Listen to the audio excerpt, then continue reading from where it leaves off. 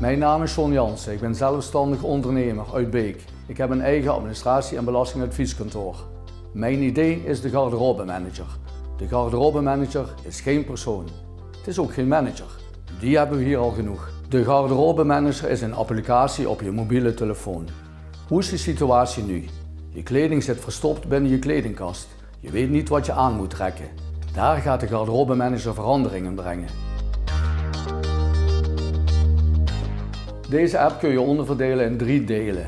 Waaruit bestaat je kleding? Hoe gebruik je deze kleding? En hoe communiceer je over deze kleding? Het eerste, welke kleding heb je, is vrij eenvoudig. Hoeveel truien, hoeveel blouses, hoeveel broeken heb ik? Welke kleuren? Ook gaat deze app je meer vertellen over het gebruik van je kleding. Je wil weten wanneer je een broek voor het laatst gedragen hebt. Ook wil je weten of je vorige week op een vergadering een bepaald kledingstuk hebt gedragen. Het derde onderdeel van deze app is hoe gebruikers van de garderobemanager met elkaar gaan communiceren over elkaars garderobe. Wij maken gebruik van chips in kleding. Zo is het ook voor de winkelier veel beter mogelijk om ons te bereiken. Hij krijgt meer tools in handen om de consument te bereiken.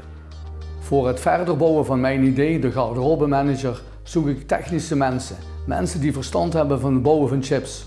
Ook zoek ik creatieve mensen. Jullie wil ik graag uitnodigen aan mijn tafel.